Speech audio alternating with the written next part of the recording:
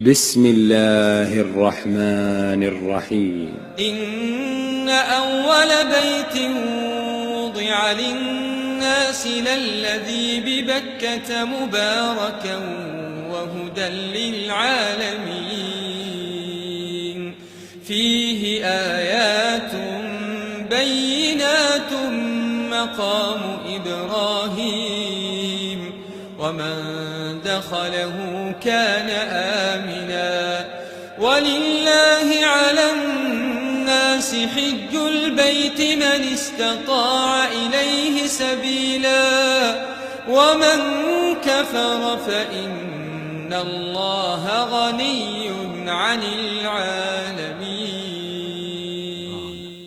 Indeed, the first house established for mankind is the one at Bakkah, blessed and a guidance for humanity.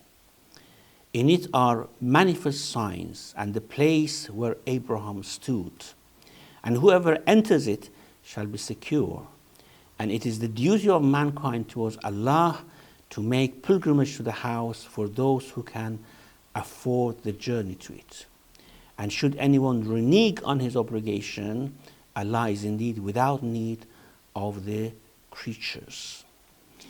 Verses number 96 and 97 of Surah Al-e-Imran. The questions that we faced regarding this verse was, firstly, was Kaaba the first house built on the earth?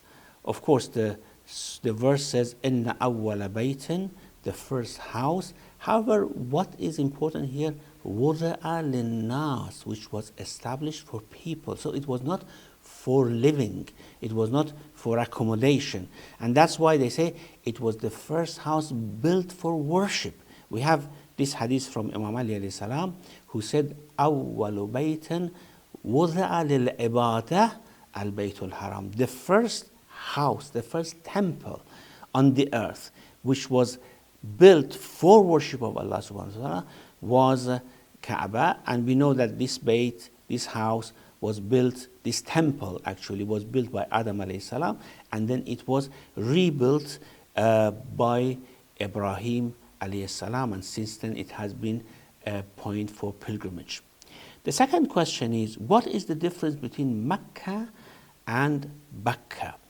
Apparently, we have a hadith from Imam Jafferys Sadiq, which is mentioned in At-Tibyan of Sheikh Tusi, who says, Bakkah huwa al-masjid, wa Makkah al-haram kulluhu tadkhulu fihi al-buyut. Bakkah is only the masjid, the place of Masjid al-Haram, just the Kaaba and the vicinity where the tawaf is performed. However, Makkah is the haram, which is much larger. All houses are built in it. So here, inna awwala baytin wudi'a linnas lalladhi bi Bakkah, because there are other masajid in Mecca, Allah wants to be very specific. Bakkah is only Masjid al-Haram, and of course only temple which is built in Masjid al-Haram as a temple from the beginning was Kaaba. Why Bakkah is used here? What's the meaning of Bakkah? Bakkah means, as we have an explanation from Sa'id ibn Jubair, Summiyat Makkah Bakkah. Makkah, or that place, is called Bakkah لأنهم يتباكون فيها أي يزدحمون, because people come and crowd there. So Bakkah is from crowding. Tabaku means they crowded with each other. So because they come for tawaf, they crowd there, it is called Bakkah. And this is reported from Imam al-Baqir alayhi salam. And there's a very interesting anecdote about this term Bakkah. Someone says that I was watching when Imam al-Baqir alayhi salam was praying there, and one woman passed from before him where he was praying, just very closely. I went to actually push the lady away, saying that Imam is praying there. Later on, the Imam said, leave that, because this place is called Bakkah, and Bakkah is a place where people crowd with each other. It's not possible to stop people from walking from before each other or when the people are praying. It's not possible though, so it is allowed here. There is no problem. Men and women walk in front of each other. How could Kaaba be a guidance for humanity? It doesn't say for Muslims. جعل الله الكعبة البيت الحرام قياما للناس. Again, it's mentioned for the people. And in this verse it says, إن أول بيت وضع للناس للذي ببكة مباركا وهدى للعالمين. For all people, for all humanity, not only for Muslims. So how could it be a guidance for all humanity while they do not believe in the sanctity of Kaaba? Well, the very fact that Muslims gather there, black and white, from every culture, every nation, every language, and they can peacefully pray beside each other, it is a guidance for people, for humanity, that they are one, that they have to respect each other, that they have to respect each other's cultures, colors, and everything else. Diversity is actually brought here into unity. And this is, for those who, of course, contemplate, and for those who think, this is certainly a guidance. What is the meaning of whoever enters it shall be secure? Well, the first thing is that you cannot fight there, and therefore there is security.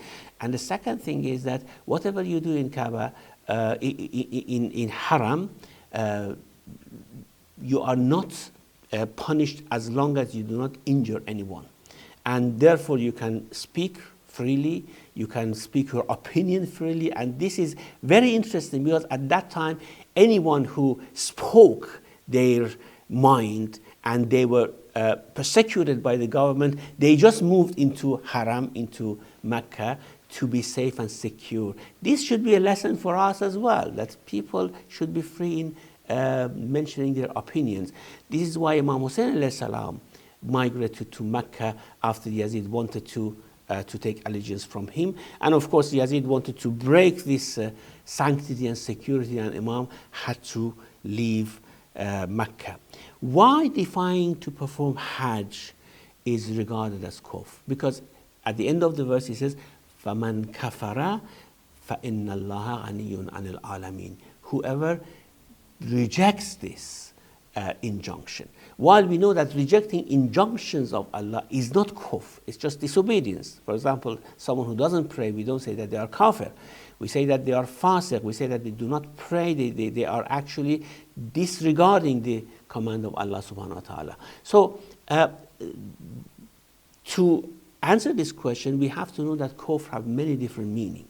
One meaning of kufr, we have a hadith from Imam Jafferys, an elaborate hadith. One meaning of kufr is just to deny Allah subhanahu wa ta'ala. One meaning of kufr is to attribute everything to nature. This is another meaning of kufr. The other meaning of kufr is to not to be appreciative of what God has given us. It's kufranun ni'mah. And one other meaning of kufr, which is used here, is to disobey Allah. This is not, of course, the regular meaning of kufr that we use. Whoever is not a Muslim is a kafir. No, this is for Muslims actually. Those who are Muslims, but they defy. This is a type of kufr. Like, for example, as I said, to be ungrateful is a type of kufr. To be disobedient is another type of kufr. Wa sallallahu ala Muhammadin wa alihi.